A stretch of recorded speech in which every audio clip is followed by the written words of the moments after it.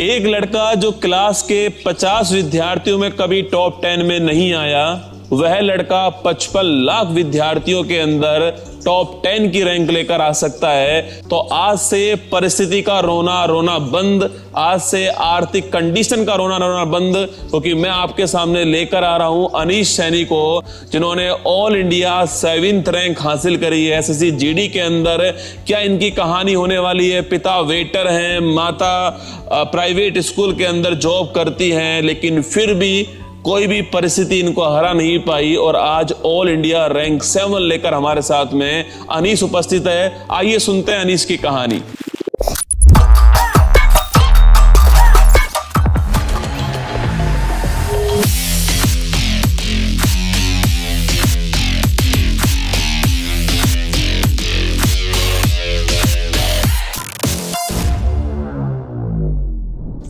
जिसने खुद भूखा रहकर अपने बच्चों को पढ़ाया, उस माँ के लिए एक सरकारी नौकरी तो बनती है। हेलो नमस्कार साथियों, स्वागत है आप सभी का उत्कर्ष परिवार के अंदर। मैं कुमार गौरव एक नई कहानी के साथ आपके साथ उपस्थित हूँ। एक ऐसी कहानी जो आपको झकझोर देगी, एक ऐसी कहानी जो आपको मोटिवेट करेगी। चिड़ियों की आवाज़ के अंदर मैं आपको एक कहानी सुनाऊंगा। एकदम ये जो इंटरव्यू होने वाला है वो ऐसी पृष्ठभूमि से इंटरव्यू है जो गांव की पृष्ठभूमि है, किसान परिवार से है। पिताजी जो है वो होटल में वेटर के रूप में भी काम करते हैं। माँ प्राइवेट स्कूल के अंदर जो है वो जाती थी, लेकिन एक सपना था कि उनका बच्चा जो है वो सरकारी नौकरी के अंदर जाए। आखिरकार उस बच्चे ने उस सिंघम ने वो करके दिखलाया और अपने माता पिता का, अपने समाज का, सभी का नाम रोशन किया। मेरे साथ में है अनीश सैनी, जिनकी एसएससी जीडी अभी जो है रिजल्ट आया है उसके अंदर ऑल इंडिया 7th रैंक जो है, 7वां रैंक जो है वो अभी आया है इनका। स्वागत है अनीश उत्कर्ष के अंदर। धन्यवाद सर। और अनीश का ये पहला ही इंटरव्यू है, तो अनीश जो कुछ बताने वाला है आपको अपने बारे में, जो कुछ मैं इससे पूछूंगा, मैं निश्चित आपसे दावे के साथ कह सकता हूँ कि ये इंटरव्यू जो है, अगर कोई गांव से मुझे देख रहा है, कोई पीपल के पेड़ के नीचे बैठकर मुझे देख रहा है, कोई ढाणी के अंदर कमरे के अंदर बैठ के मुझे सुन रहा है, तो मैं वादा करता हूं कि आपके अंदर एक जोश आएगा कि मैं कुछ भी कर सकता हूं। आपका पूरा ध्यान होना चाहिए मेरी आवाज पर, अनीश की आवाज पर। आपका पूरा ध्यान होना चाहिए अनीश के उस साहस पर, अनीश के उस संघर्ष के ऊपर जो उसने किया है। किस प्रकार आप सटीक तैयारी के द्वारा अपनी मंजिल को जल्दी हासिल कर सकते हो, वो अनीश ने करके दिखलाया। सबसे पहले अनीश में जाऊंगा कि एक बार आप अपने बारे में, अपने गांव के बारे में, अपने माता पिता के बारे में एक बार बता दीजिए। मेरा नाम अनीश सैनी है। मैं प्रॉपर झुंझुनू का रहने वाला हूँ और मैंने अपनी 12th अपने गांव से ही की है और उसके बाद मैं एसएससी की तैयारी शुरू कर दी थी।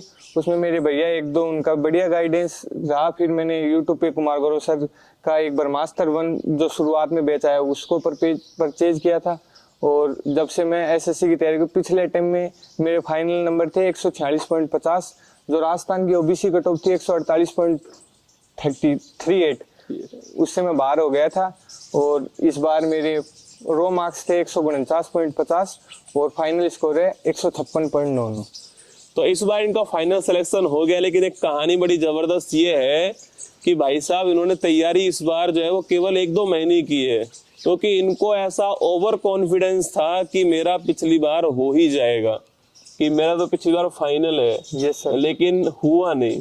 जब ये खबर सुनी कि यार फाइनल में नहीं हुआ, तो कैसा लगा अंदर से? सर अंदर से बहुत बुरा लगा। और मैं उसके आगे दिन लगातार 3 दिन तक, मेरे को याद है, मैं 17 घंटे डेली 3 दिन तक मेरी सीटिंग थी। 17 पढ़ाई की लगातार 3 लोग तो रोते बैठ के, ब्रेकअप के बाद लोग रोते हैं बैठ के। सर वो उस टाइम पे दोबारा शायद पेपर के शायद 35 या 36 डे बच रहे थे, तब मैंने दोबारा शुरू किया था और 3 दिन लगातार मैं 17 घंटे पढ़ा। फिर मेरा एक दोस्त है, उसने बोला कि इस बार तेरा 100% हो जाएगा। फिर 1-2 बार उसने थोड़ा इधर उधर घुमाया, फिर थोड़ा मन शांत हुआ, उसके बाद दोबारा से शुरू किया। कहते हैं ना, दोस्त का होना बहुत जरूरी है जीवन के अंदर। दोस्त आपकी सारी टेंशन को दूर कर सकता है, टेंशन भी दे सकता है, वो अलग बात है, पर सारी टेंशन दोस्त जो है दूर कर सकता है। पर एक बात जो कमाल की बात कही ना अनीस ने, कि जिस दिन पता लगा कि यार मेरा सिलेक्शन नहीं हुआ और श्योर था ये सिलेक्शन हो जाएगा, उसमें नहीं हुआ है, असफलता हाथ लगी उसको, लेकिन घबराया नहीं, टूटा नहीं, रोया नहीं, दोबारा दोगुनी साहस से मेहनत की, दोगुने साहस से प्रयास किया और देखिए ऑल इंडिया रैंक 7 के साथ में आपके साथ यहाँ पर सामने उपस्थित है। अच्छा, अभी आपने जिक्र किया कि आपके जो भाई उन्होंने बहुत सहयोग किया आपका जो है, तो फाइनेंशियली हेल्प की या एजुकेशनली सपोर्ट किया, कैसे सपोर्ट किया? दोनों सपोर्ट सर, फाइनेंशियली भी और एजुकेशन सपोर्ट तो बहुत ज्यादा किया है। मेरे भैया शुरू से ही मतलब वो भी पहले एसएससी के एस्पिरेंट थे और अभी एजुकेटर का काम कर रहे हैं। अच्छा। तो उन्होंने शुरू से गाइडेंस की, मैथ में तेरे को ये टॉपिक ज्यादा पढ़नी है, ये तेरे को ठीक से निकालना है, इसमें तेरे डाउट है तो तू ये कर। जैसे मेरे मॉक दिया मैंने, मॉक में मान लो मेरा मैथ में कोई परसेंटेज का सवाल गलत हो गया तो उस आधार पे बताना कि भाई तेरा परसेंटेज तेरे को इम्प्रूव करना पड़ेगा, इससे सवाल बनेगा ही बनेगा, ये तेरे को निकाल के। अभी तक मैंने शायद 4 एग्जाम दिए हैं, मेरा अभी तक मैथ में एक भी नंबर नहीं कटा। आरपीएफ में 35 में 35, 2 एसएससी के जीडी के दिए, उनमें 40 में से 40। और मैथ आपको उन्होंने ही पढ़ाई थी? हाँ, मैथ उन्होंने पढ़ाई। क्या नाम था भैया का? रॉकी सर है अभी उनमें। Rocky sir? हाँ, रॉकी अच्छा, सर। नाम रॉकी है क्या उनका? नहीं, रियल नेम है राकेश सैनी। अच्छा, नाम उनका रॉकी सर के नाम से फेमस है ना, रॉकी भैया। रॉकी भैया। तो मैथ रीजनिंग आपने वहीं से पढ़ी हाँ, थी? Math reasoning. और शुरू से सपोर्ट मिला है आपको? हाँ, शुरू से। जब मैंने बच्चों की मैथ रीजनिंग कमजोर रह जाती है, मैंने सर जिस दिन 12th पास की थी उसके आगे वाले दिन से मैं एसएससी की प्रिपरेशन कर रहा हूँ। जिस दिन मेरे 12th का रिजल्ट आया था उसके नेक्स्ट दिन से मैं एसएससी जीडी का प्रॉपर। अच्छा, अभी आपने कहा कि आपको और भी एग्जाम निकले हुए, कौन कौन से एग्जाम? आरपीएफ कांस्टेबल मेरा पास हुआ है और दिल्ली पुलिस में भी मेरे फाइनल मार्क्स है 79 के आसपास आंसर की। अच्छा, आरपीएफ भी लगभग फाइनल हो ही जाएगा? हो जाएगा, 96 पॉइंट कुछ नंबर है। अच्छा, मैं चाहूंगा कि जब मैंने इनकी फैमिली में बात करी, इनके भैया से बात करी, तो मुझे ऐसा लगा कि इनकी सफलता में इसकी तो मेहनत है ही, लेकिन इससे कहीं योगदान इसकी माँ का है, जो मुझे ऐसा महसूस हुआ। तो मैं चाहूंगा एक बार कि अपनी माँ के बारे में भी अनीस कुछ कहे। सर, मेरी मम्मी भी मतलब नॉर्मल गांव की जो औरत है वो पढ़ी हुई नहीं है, लेकिन मेरी मम्मी लगभग पढ़ी हुई है। 10th उन्होंने पास किया, उनके शायद 10th में 70% है। तो उन्होंने शुरू से ही मतलब पढ़ाई के बारे में कि चाहे कुछ और हो, उन्होंने पढ़ाई जरूर करनी है, ये उन्होंने समझाया। और मेरा मतलब फैमिली में सभी पढ़ने वाले ही हैं, सभी मेरे से बड़े जो भी भैया हैं मतलब सभी सेटल्ड है और सभी पढ़ाई की से ही है, कुछ अलग कुछ काम नहीं कर रही। तो मम्मी प्राइवेट स्कूल में जाती है? हाँ, मम्मी प्राइवेट स्कूल। और पिता खेती में तो उतना नहीं बच पाता है? तो होटल पे हलवाई और वेटर दोनों काम कर लेते हैं। तो मतलब अनीस, तूने देखा है उस काम को करते हुए ने? हाँ, देखा ही है सर मैं भाई। कैसा फील होता है अंदर से? वो सर, वो अपनी मजबूरी है, करना ही पड़ता है, इसलिए अभी तो भगवान ने दिया है तो कुछ ना कुछ अच्छा तो मोटिवेट होता है तो उस कंडीशन को देख करके? हाँ सर, तभी तो ऐसे मेरे साथ वाले भी तो कॉलेज जा रहे, घूम रहे, मैं भी तो वो कर सकता था, लेकिन मैंने वो नहीं किया, कॉलेज नहीं की, तुरंत मेरे को तैयारी की है। वरना मेरे भी सर, मेरे को इतना पता है कि मैं अपनी क्लास में कभी आज तक 50 बच्चों की क्लास में कभी टॉप 10 में भी नहीं आ पाया, लेकिन मैं एसएससी में 55 लाख बच्चों में टॉप 10 में आ गया। तो मतलब कुछ तो दोबारा से रीस्टार्ट करके मैंने 0 से शुरू किया है। मतलब ये बहुत कमाल की बात है कि क्लास में टॉप क्लास के 50 बच्चों में टॉप 10 में नहीं आ पाया। जो मेरे क्लास के जो बंदे जो देखेंगे उनको पता चल जाएगा, मैं एकदम बिलो एवरेज बच्चा की लोग 30 के आसपास मेरी रैंक रहती है हर बार क्लास में कि 50। और आज 55 लाख में 7वें स्थान पर है। कई देशों की जनसंख्या नहीं है 55 लाख, उसमें तो 7वें स्थान पर आया है। देखिए, ये जो हो सकता है इस वीडियो को सीजल का बच्चा देख रहा हो सकता है वीडियो को आरएस का बच्चा भी देख रहा हो। मैं आपसे इतना कहूंगा कि इसने जो एग्जाम दिया उस एग्जाम में 55 लाख विद्यार्थी बैठे थे जो इसके समान थे। उन 55 लाख के अंदर ऑल इंडिया 7th रैंक लेकर के ये आया है। और कोई शुरू से बहुत ज़्यादा इंटेलिजेंट नहीं था, बहुत ज़्यादा पढ़ने वाला भी नहीं था ये, लेकिन कंसिस्टेंसी जो होती है, निरंतरता जो होती है, वो इंसान को कहाँ से कहाँ पहुँचा देती है, उसका उदाहरण आपके सामने।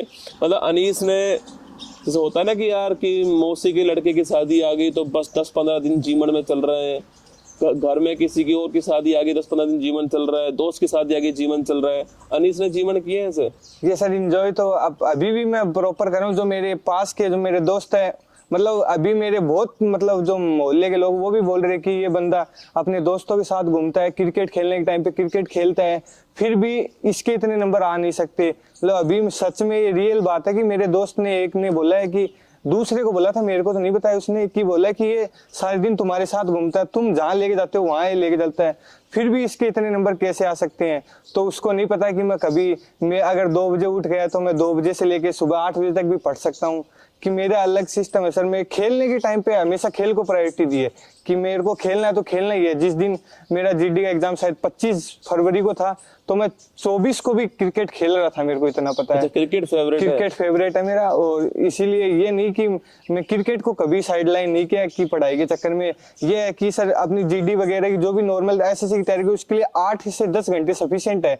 तो सुबह जल्दी उठ के 4 से 6-8 बजे तक 4-5 घंटे हो गए, फिर अपना थोड़ा फिर रिलैक्स कर लिया, इधर उधर घूम लिया, दोस्तों से मिल लिया, और फिर दोबारा 12 बजे से लेके शाम के 5 बजे तक पढ़ लिया। तो ऐसे 8-10 घंटे में डेली मैनेज कर लेता हूँ मेरे पढ़ने के। तो रात को कब सोता है? रात को सर 9-10, मतलब जब भी। क्यों मोबाइल नहीं चलाता क्या? मोबाइल सर अभी जैसे जब मेरा फरवरी में मेरा मतलब जिस दिन मैंने एग्जाम दिया था, ये तो मेरे को पता चल गया, मैंने प्रॉपर अपने भैया को, दोस्तों को, सभी को बता दिया कि 150 नंबर मेरे आएंगे। मेरा जो गलत था वो भी मैंने बाहर निकलते ही पता चल गया कि मेरे ये जीएस में 4 गलत है, एक हिंदी में मेरा गलत है, बाकी मेरे 150 नंबर आएंगे। एक रीजनिंग मेरा गलत हो गया, उसको मैंने अंदाजा नहीं लगा पाया था कि मेरा वो गलत हो जाएगा। वो एक मेरा गलत हुआ सिली मिस्टेक की वजह से, कि उसमें 2 उत्तर था लेकिन मैंने 2 ऑप्शन भर दिया, ये मेरी गलती थी। अच्छा, जबकि 2 उत्तर किसी और ऑप्शन में था। 2 तो ये मैंने कर दिया। और उसके अलावा उसके बाद मैंने पढ़ना भी छोड़ दिया। फिर मैं रनिंग वगैरह पे ध्यान दे रहा था। फिर मेरा आरपीएफ था शायद 18 मार्च को, 25 फरवरी और 18 मार्च के बीच में मैंने एक बार भी पेन हाथ में नहीं लिया। उसमें मेरे मैथ रीजनिंग में 70 में से 70 और जीएस में शायद कितने, ये मेरे को पता नहीं, लेकिन फाइनल स्कोर मेरा 96.17 के आसपास है आरपीएफ में। अच्छा, तो रात में जल्दी सोता था? हाँ, रात में जल्दी, लगभग 9 बजे 8। और सुबह जब मन में आई जब भी मेरी नींद खुली, मैं मतलब मेरे को हुआ पढ़ना है, तो मैंने मतलब शुरू कर दिया तब से। और तब जब मैंने शुरू की था ना प्रिपरेशन, तब मैं आपकी वो शुरू वाली क्लास ना, सुबह वाली मॉर्निंग वाली क्लास, वो मैं हर दिन डेली लाइव देखता, उसके नोट्स लगभग। मतलब मुझे इसका पहला मैसेज यही आया था, मुझे अभी भी याद है कि सर मैं आपकी करंट अफेयर्स वाली फुल पत्ती वाली क्लास लाइव देखने वाला स्टूडेंट हूँ ना। तो यही मुझे अभी तक मेरे दिमाग में, मैंने पोस्ट भी चीज आपसे की थी इसकी, जो है कि मैं सर डेली देखता था। उसका मतलब ये है कि ये डेली जगता भी होगा सुबह, जो है कई लोग होते हैं जो रात को 12-12 बजे तक मोबाइल चलाते हैं, लाइब्रेरी में जाते तो हैं लेकिन वहां बैठ करके रील देखते रहते हैं, मोबाइल देखते रहते हैं। अब उनसे वो सोशल मीडिया छोड़ा नहीं जा रहा है, तो कैसे छोड़ा जाए उसको? क्या लगता है तेरे को? सर ये तो मतलब उनका खुद का फैसला है ना कि कैसे शुरू करना है अपने को। प्रॉपर मतलब उनके मन में भी है कि अपने को करना है, और डेडिकेटेड भी है उसके लिए, कि करते भी हैं, लेकिन फिर भी रिजल्ट नहीं निकल पा रहा है। उनका कारण ये है कि वो डीमोटिवेट, मतलब गलत जगह जल्दी पकड़ करते हैं और अपनी जगह कम। मतलब मेरा ये है कि मैं खेलने भी चला गया ना, तो मैं जैसे ग्राउंड के बाहर निकला वो सारी बात 0 हो गई मेरे लिए। मैं अभी जहाँ बैठूंगा, मतलब पढ़ूंगा तो सिर्फ पढ़ूंगा, मेरे को इतना पता है कि मैं पढ़ूंगा। मेरे घर में क्या हो रहा है, मेरी मम्मी क्या कर रही है, मेरे पापा क्या कर रहे हैं, मेरा भाई क्या कर रहा है, ये मेरे पे मैटर नहीं कर रहा है। कि मैं सिर्फ पढ़ने बैठ गया तो पढ़ूंगा, और बाहर मतलब कुछ भी करता हूँ तो जो भी मेरा जो जानकार जो वीडियो देख रहा है उनको ये पता है कि मैं कैसा बंदा हूँ, कि मैं टाइम पास करने की टाइम पे टाइम पास करता हूँ। कभी भी मेरे दोस्तों ने मेरे को बोला कि चल यहाँ चलते, कोई दोस्त के भी कोई काम हो गया कि चलो उनका कोई सामान ले, ड्रेस लेने के लिए चल, कुछ भी, तो मैंने आज तक मना नहीं किया कि चल मैं चल रहा हूँ। अब तो ज्यादा वो होगी मोटिवेशन अंदर से कि जब अनीस कर सकता है तो हम भी कर सकते हैं। हाँ, ये तो है सर। तो बिल्कुल। अनीस के घर में कौन कौन है? छोटी बहन, छोटा भाई? मेरे 2 छोटी बहन है और एक मैं हूँ। और अभी मतलब हमारी संयुक्त परिवार तो छोटी भी जब बहन भाई होते तो आपस में लड़ते भी तो हैं? हाँ, वो तो चलता रहता है। मेरी लड़ाई कैसे, मतलब कुत्ते बिल्ली टाइप की लड़ाई होती है या फिर? हाँ, वो सारे प्रकार की। मेरी छोटी बहन है, वो भी थोड़ा उसका स्वभाव कि उसको कुछ काम बताते हैं ना तो उसको मतलब करने का मन नहीं करता, मना करती है साफ साफ कि मेरे से नहीं होगा। तो इसके लिए तो बहुत बार मैंने उसको पीटा भी है, लड़ाई डेली होती है। वो देख रही होगी? हाँ, वो देख रही, उसको पता भी चल जाएगा कि भाई साहब कोई बात नहीं। सिलेक्शन के बाद में डांस भी वही कर रही थी तेरे वीडियो में, तुझे पता है? Yes sir. मैं चाहूंगा मेरी टीम से यहीं पर वो सिलेक्शन जब इसका हुआ था ना, अभी इनके भाई ने मुझे वो वीडियो दिखाई थी, इनके घर के बाहर की वीडियो थी, तो उसमें इसकी छोटी बहन ही डांस कर रही थी वहां पर जो सिलेक्शन के बाद में। तो वीडियो भी दिखाएगी आपको हमारी टीम जो है।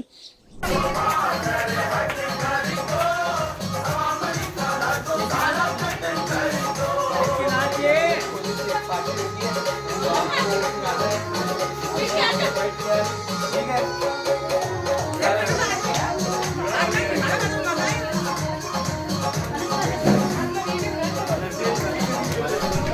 तो अनीस, जब सिलेक्शन हो गया तेरा, उसके बाद की प्रतिक्रिया क्या थी आसपास के लोगों की?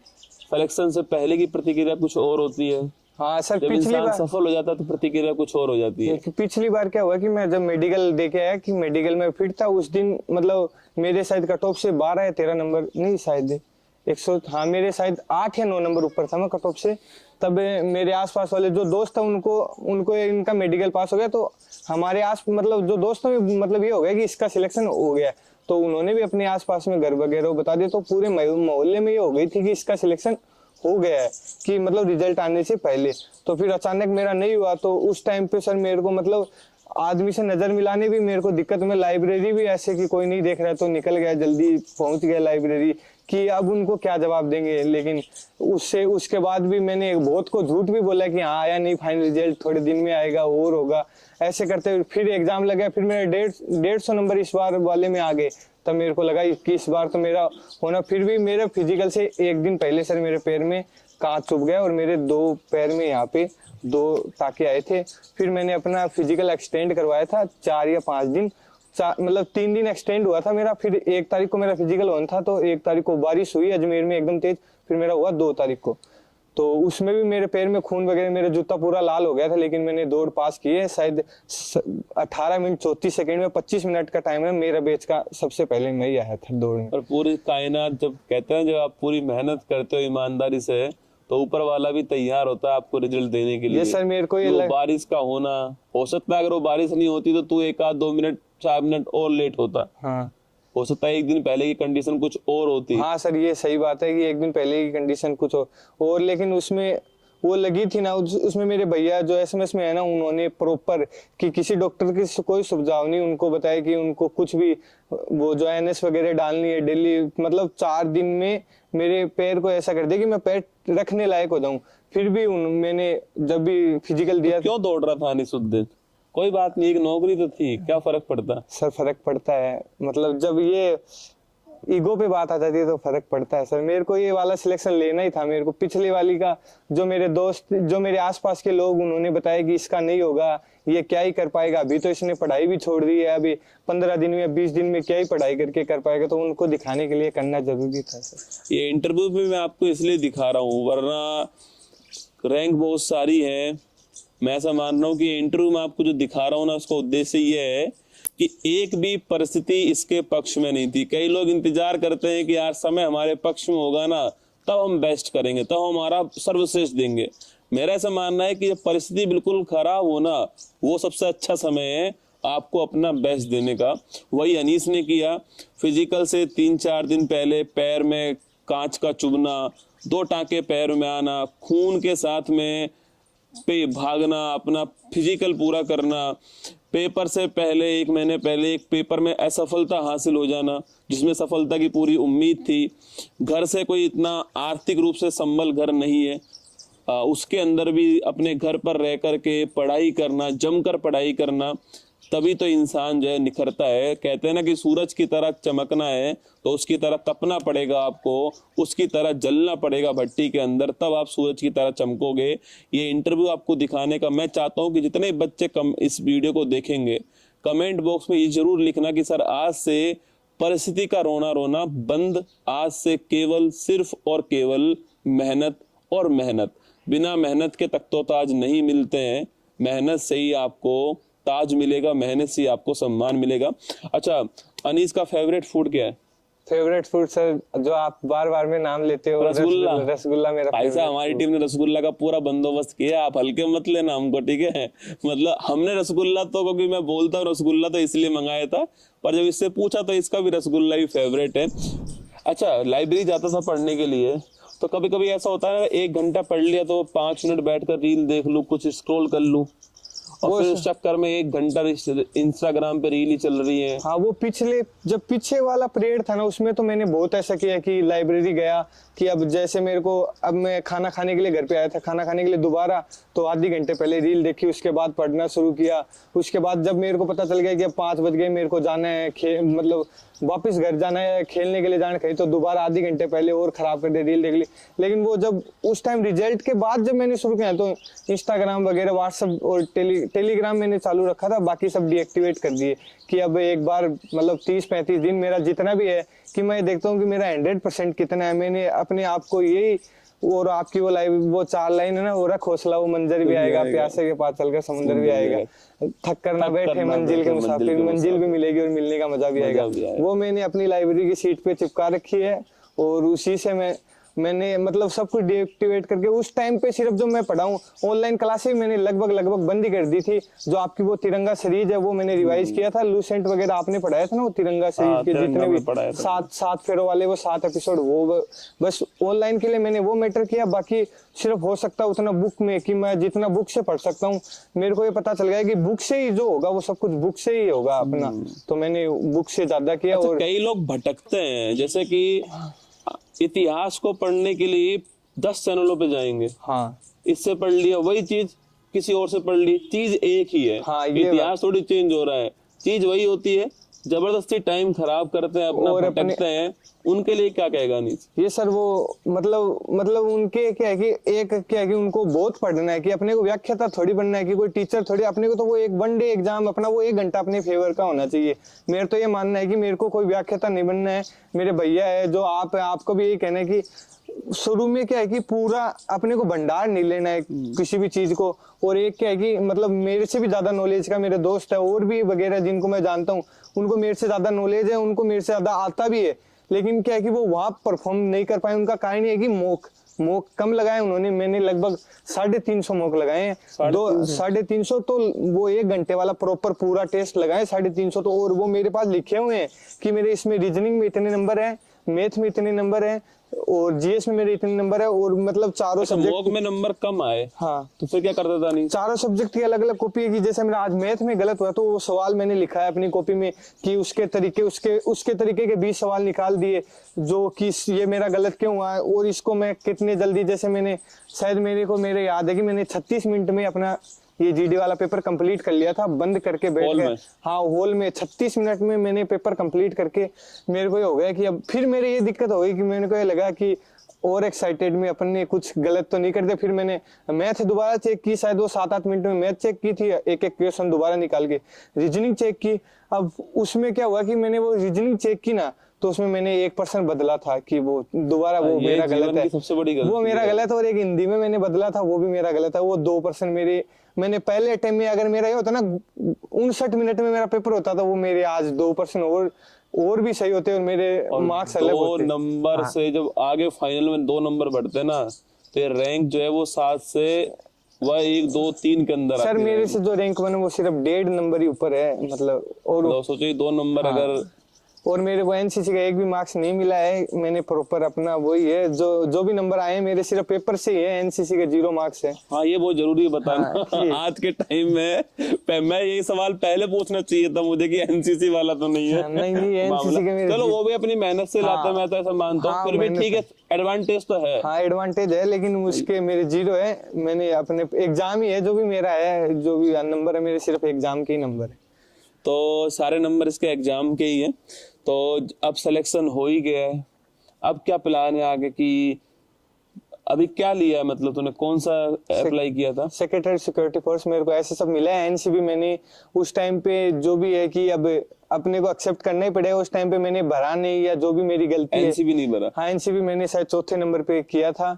मेरे को ऐसे सब का पता था कि ऐसे सब बढ़िया नौकरी है, मेरे को इतना पता था। पिछले मतलब मेरा दूसरा अटेम्प्ट में तो मेरे को इतना तो अंदाजा हो गया कि ऐसे सब बढ़िया है। उसके बाद सीआईएसएफ मैंने लगा दिया और उसके बाद शायद मेरा है आईटीबीपी लगाया हुआ है और क्योंकि आईटीबीपी में अलाउंस वगैरह बहुत ज्यादा मिलते हैं तो रुपए मतलब बहुत ज्यादा है उसमें, इसलिए आईटीबीपी लगाया था। और 4थे नंबर पे मैंने एनसीबी डाला था। एनसीबी की भी तो आप कब है जो मतलब ज्वाइनिंग वगैरह बाकी सभी मेरे दोस्तों जो सीआईएसएफ जो भी बाकी डिपार्टमेंट सभी के आगे, ऐसे सब का अभी कुछ आया नहीं है कि अभी कब से है। शायद मेरे हिसाब से फरवरी में ही है, 15 फरवरी के बाद है, कभी भी 15 फरवरी के बाद ही है। अभी मैं जब इसका फैमिली का एक ग्रुप देख रहा था, इसके भाई ने मुझे दिखाया, तो उस ग्रुप में एक मैसेज भी था जो बहुत सुंदर मैसेज था, जिन्होंने भी किया था शायद चाचा थे इसके, उन्होंने किया था।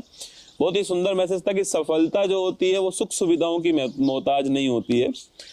सफलता की जननी, सफलता जहां से निकलती है वो संकट होता है कोई, या फिर वो कोई आर्थिक रूप से कमजोरी होती है या खराब परिस्थिति होती है, वहीं से संकट से, वहीं खराब परिस्थिति से जो है सफलता प्राप्त होती है। सुख सुविधाओं की मोहताज सफलता नहीं होती। अनीस को कोई सुख सुविधा नहीं मिली थी, जैसा कि मैंने आपको बताया कि पिताजी वेटर के रूप में, हलवाई के रूप में काम करते थे होटल पर, तो उनकी तरफ से इतना सपोर्ट नहीं था फाइनेंशियली कि पढ़ा सके वो, घर का खर्चा निकल जाए वही बड़ी बात है। बहन दो बहन है जो भी पढ़ रही है अभी जो है, हाँ क्योंकि मुझे लगता है इनके घर में पढ़ाई का जो अंश है वो इनकी माँ के द्वारा डाला गया है, क्योंकि वो स्कूल में जाती है तो वो देखती होंगी उस पढ़ाई को। और शिक्षा सबसे जबरदस्त हथियार है इस समाज को बदलने का, आपकी कंडीशन को बदलने का। अगर आप चाहते हो कि आपके परिवार की कंडीशन बदले, शिक्षा से अच्छा कोई हथियार नहीं है। Education is the best weapon, knowledge सबसे अच्छा हथियार है, और उसका एग्जाम्पल आपके सामने यहाँ पर है। अब इसके सिलेक्शन के बाद में इसके आसपास के क्षेत्र में कम से कम ये तो बात आएगी कि अगर अनीस ऑल इंडिया रेवन 7 ला सकता है तो कोई और भी ऑल इंडिया रैंक ला सकता है। ये एक बड़ा मोटिवेशन होगा, एक इंस्पिरेशन होगा। अच्छा, कई लोग बोलते हैं कि यार मैं तो डिमोटिवेट हो गया, पढ़ाई का मन ही नहीं कर रहा है, क्या करूं, 2 महीने हो गए पढ़ाई करने का मन नहीं करता है, मेरा उस एग्जाम में सफलता नहीं मिली है, मेरे तो घर में ये समस्या है, मेरा तो ये बुखार है, बीमार है, उनका क्या करें? ये सर मतलब डिमोटिवेट की आपको एक कहानी बताता हूँ कि जिस दिन मेरा शायद 25 फरवरी को एग्जाम था, तो 23 फरवरी को मेरे भैया जयपुर रहते हैं, उनका कॉल आया कि अब कोई मॉक वगैरह कुछ मत लगाना तू, कि फालतू में एक्सपेरिमेंट मत करना, तेरा जो हो गया वो ठीक है, जितना तूने पढ़ लिया। आपका भी ये कहना है कि 2 दिन पहले छोड़ दो आप सब कुछ। लेकिन मैंने जबरदस्ती एक लाइव मॉक, मतलब वो शायद एग्जाम फॉर्मेट का ही मॉक जो देते हैं, मैंने वो लगाया था। मेरे उसमें नंबर 106 नंबर आए थे 160 में से। मतलब मैं सब कुछ पागल हो गया कि मेरी ये नहीं समझ में कि गलती हो गई क्या। मतलब मैथ में मेरे शायद 13-14 सही हुए, हिंदी में 11 सही हुए, ऐसे करके मेरे 106 मार्क्स आ गए मेरे। एकदम सब कुछ परे हो गया समझ से कि अब ये क्या हो गया अपने साथ। फिर मैंने भैया को दोबारा कॉल किया, भैया ने मेरे को डांटा कि ये क्या किया तू, तेरे को मना किया कि मॉक मत लगा। अब उन्होंने मेरे को बोला कि तेरे को मतलब उस जो भी है उनमें सबसे आसान मॉक कौन सा लगता है तेरे को। मेरे को मैंने बताया कि प्रीवियस ईयर, मतलब पिछले साल वाले प्रीवियस ईयर है वो मेरे को आसान लगते हैं। बोले एक वो मॉक लगा। फिर मैंने वो मॉक लगा, उसमें मेरे आए थे 157.50 नंबर। एक ही क्वेश्चन गलत हुआ था मेरा, मतलब वो भी जीएस का। फिर बोला कि अब तेरी तैयारी खत्म हो, मतलब मैंने मौक लगा दी ना कि अब तू विराम दे अपनी तैयारी को, और अभी जो भी है पेपर में देखना, इसके अलावा कुछ भी मत पढ़ना। मैं देखता हूँ कि जैसे मैं एग्जाम देने जाता हूँ, बाहर भी लोग पढ़ते रहते हैं, खोलते रहते हैं, नोट्स वगैरह खोलते रहते हैं, तो मेरा उसमें तो विश्वास थोड़ा कम ही है। मतलब जहाँ भी मैंने घर पे ट्रेवल शुरू कर दिया ना, तो मतलब पेपर देने के लिए मैं निकल गया घर से, तो मैं अपना सब कुछ किताब वगैरह कुछ भी नहीं लेके जाता। बस एक मैथ का जरूर है कि मैं फॉर्मूले रिवाइज करता हूँ एक बार, कि कुछ फॉर्मूले का बेस्ट क्वेश्चन है वो मेरा गलत नहीं हो जाए, बस एक बार वो रिवाइज करता हूँ। बाकी मतलब कुछ भी। तो नोट्स बनाए थे खुद की तैयारी? हाँ, प्रॉपर सर नोट्स पूरे बनाए। आपकी जो गायत्री मंत्र वगैरह वो भी मैंने रोज लिखना, वो सब कुछ है। कम से कम 5-7 कॉपी मैंने वो भरी है आपकी लगातार 1 साल तक मैंने। कितने नंबर है जीएस में? जीएस में मेरे 32 नंबर है। मतलब 16 अटेम्प्ट किए तूने? नहीं, अटेम्प्ट तो 20 किए, और उनमें अटेम्प्ट तो पूरे सर 1/8 के। हाँ, एक मतलब सबसे बड़ी 1/8 नेगेटिव है। हाँ, सबसे बड़ी मूर्खता ये है कि मतलब जो जीडी का बंदा तैयारी करता है, मेरे को ये लगता है कि मतलब मैं जो बता सकता हूँ ना, मेरे को ये मतलब लगता है कि जीडी में चाहिए और कॉन्फिडेंस, समझ लो कि मतलब मैं जिस बंदे को बता दिया ना कि तू ऐसे ऐसे कर, तो वो पक्का इस बार हो जाएगा उसका सिलेक्शन। मेरा एक दोस्त है, उसको मैंने बताया था कि भाई क्वेश्चन पूरे 80 अटेम्प्ट करना था, तेरा हो चाहे मत, तेरे को चाहे 10 आए लेकिन तू 80 अटेम्प्ट करके ही आना। अब वो मूर्ख, उसने 72 अटेम्प्ट किए, उसके मूर्ख देख रहा होगा। उसके परसेंट सही है 68।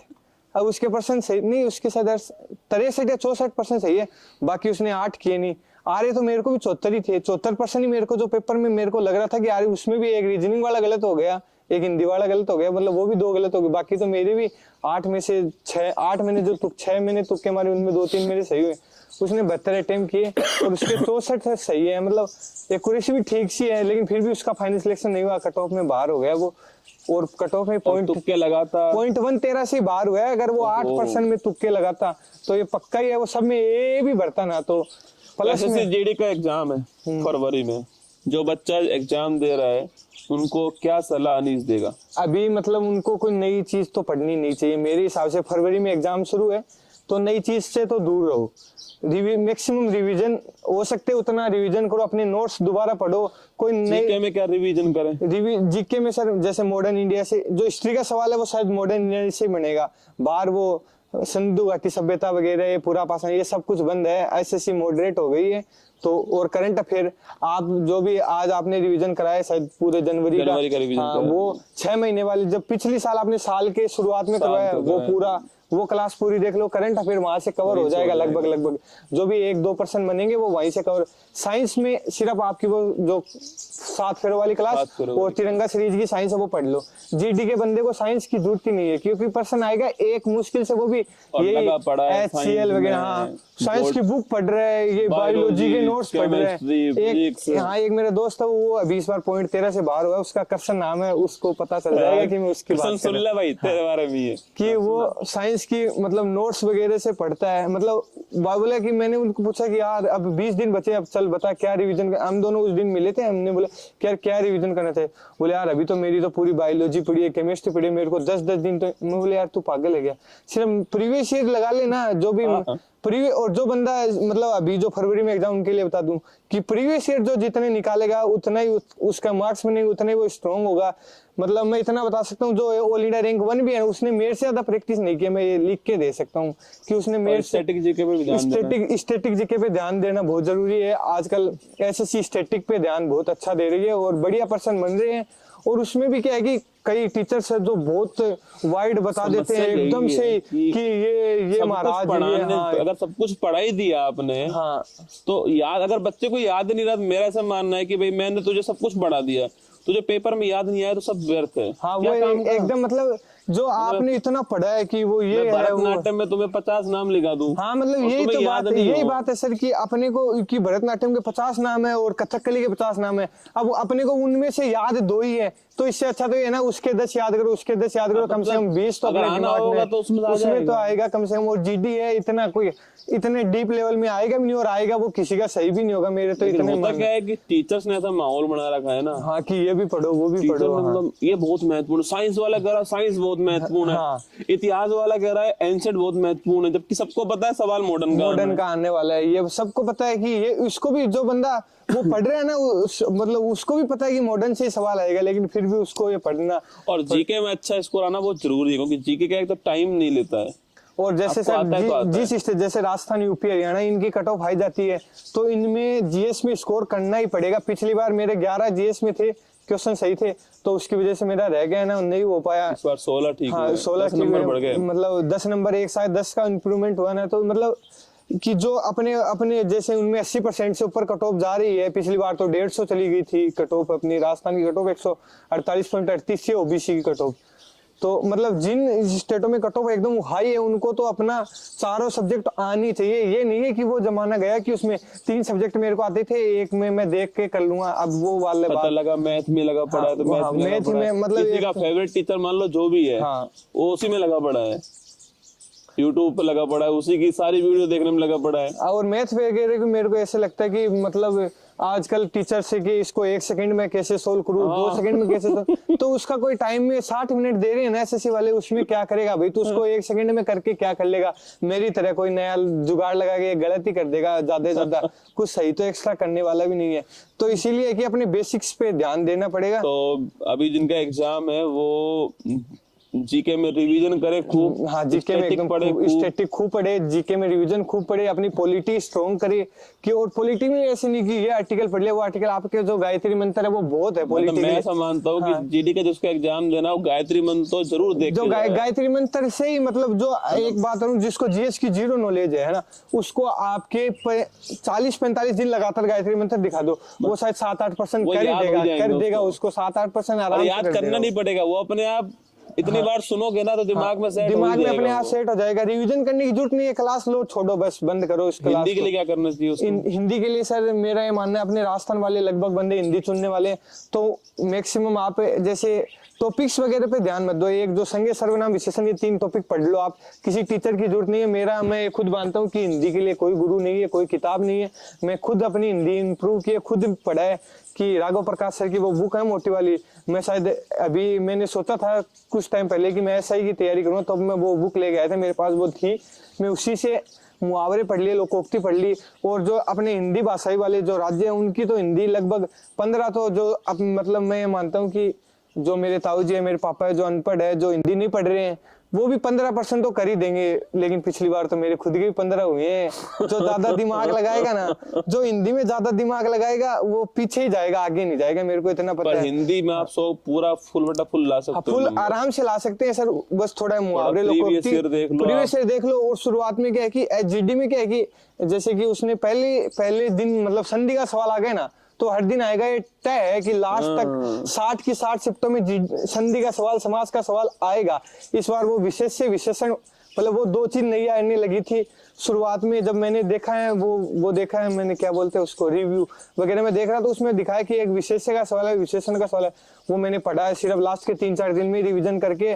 वो पूरा टॉपिक मैंने हिंदी पढ़ के कि विशेष्य के आएगा ही 2 नंबर के, वो आने वाले 4 नंबर वो मेरे प्लस पॉइंट हुए। मान लो मेरी पहली शिफ्ट में आता है, रिव्यू को जरूर देखना। हाँ, रिव्यू को जरूर देखना। और दूसरी मैक्सिमम रिवीजन और प्लस मॉक लगाओ। मॉक जो जितना मॉक लगाएगा वो उतना ही आगे जाएगा। मैंने 2017 तक के एक दिन में कितने मॉक लगाए? एक दिन में मतलब अगर एग्जाम पास में तो एनालिसिस पे डिपेंड करता है सर, बंदा एनालिसिस कितना अच्छी तरीके से और कितना बढ़िया करता है। मॉक तो 4 दिन में भी 1 लगाएगा तो भी भाई वही बात है, और 1 दिन में 4 लगेगा तो भी वही बात है। बात है कि विश्लेषण ही नहीं कर रहा। मैंने यही दिन देखा कि मेरा ये टॉपिक बार बार में गलत हो रहा है, मेरे को इसमें इंप्रूवमेंट करना ही पड़ेगा। मेरा परसेंटेज जा रहा है या फिर टाइम एंड वर्क में मेरी दिक्कत आ रही है, तो वो कंप्लीट करना ही पड़ेगा। और GS में तो क्या है कि जो पर्सन आपका गलत हो गया तो उसके नीचे से उसके बारे में जो सवाल बन रहे हैं वो भी आपको करने ही पड़ेंगे, वो उनको देखना पड़ेगा। जैसे आपने बता दिया कि अब आपका कोई मॉडर्न इंडिया का सवाल गलत होगा, अब ये तो है नहीं कि उन्होंने पूछ लिया कि गांधी जी भारत कब लौटे, ये बात आपने देख ली 1915, अभी यहाँ खत्म थोड़ी हो गया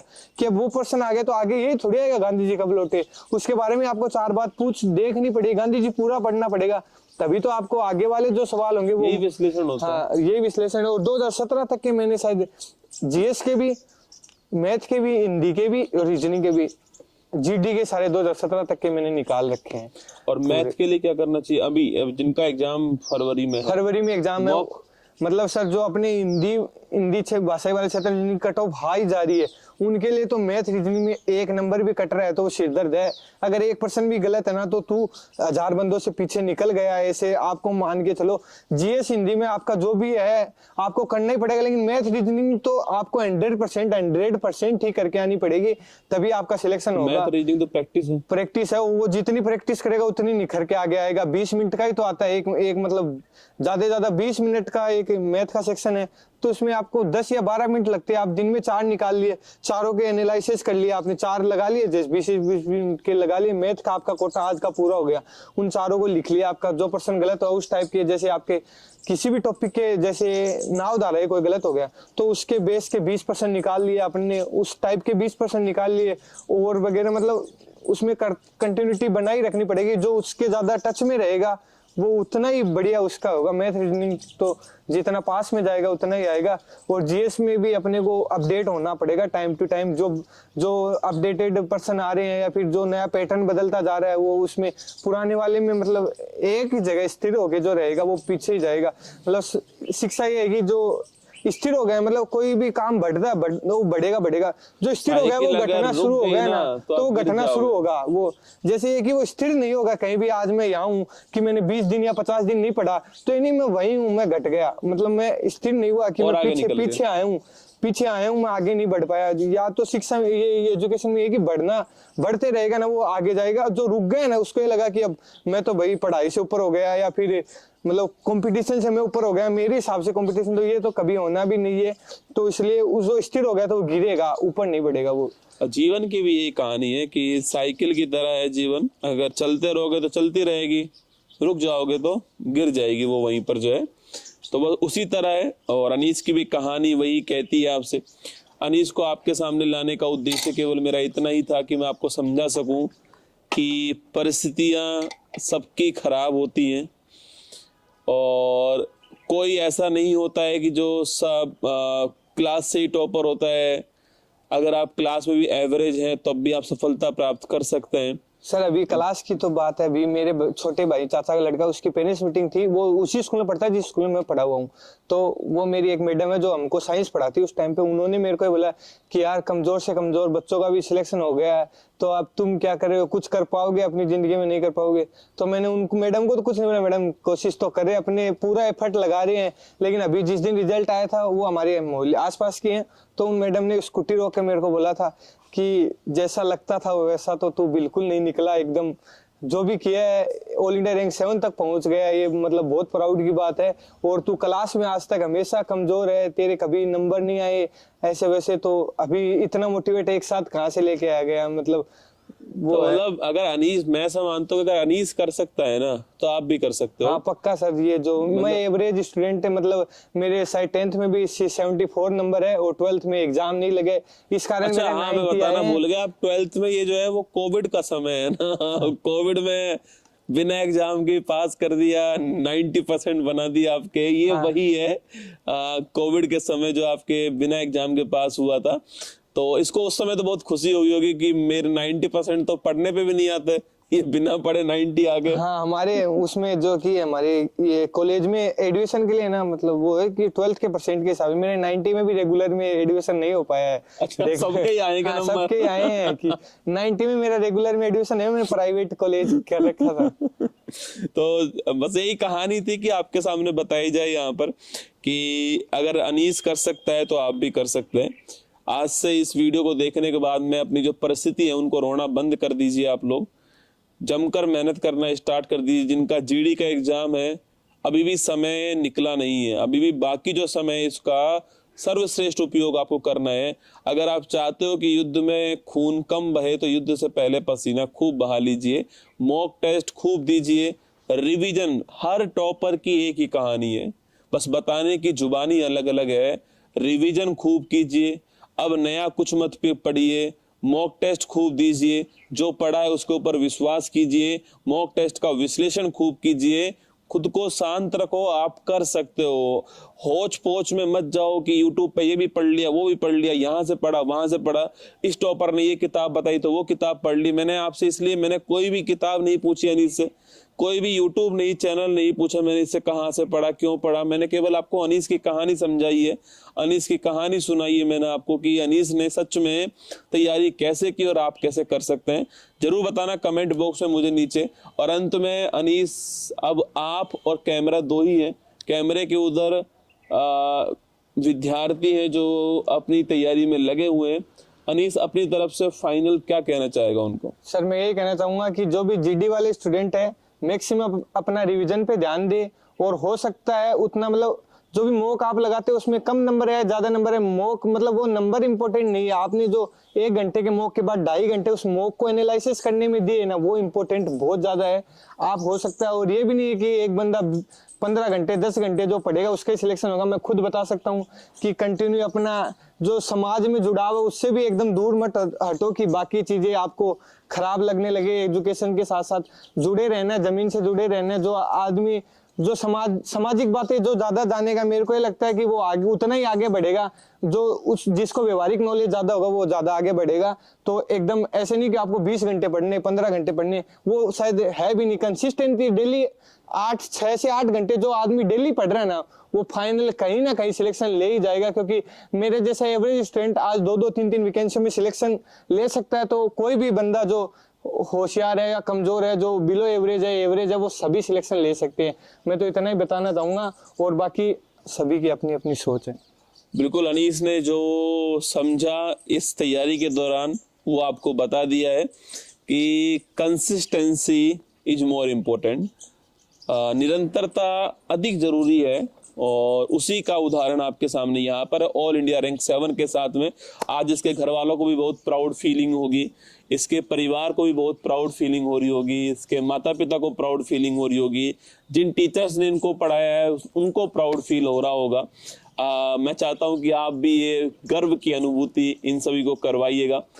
मेरी तरफ से आप सभी को ऑल दी बेस्ट। और जैसा कि अनीस ने कहा कि रख हौसला वो मंजर भी आएगा, प्यासे के पास चलकर समुंदर भी आएगा, थक कर ना बैठे मंजिल के मुसाफिर, मंजिल मिलेगी और एक दिन मिलने का मजा भी आएगा। ऑल द बेस्ट आप सभी को। बताना कमेंट बॉक्स में मुझे कैसा लगा आपको इंटरव्यू, अनीस की कहानी कैसी लगी। अगर अच्छी लगी हो तो अनीस के लिए कुछ मोटिवेट वर्ड, कुछ अच्छे वर्ड जो है जरूर लिखना कमेंट बॉक्स के अंदर। जय हिंद, थैंक यू।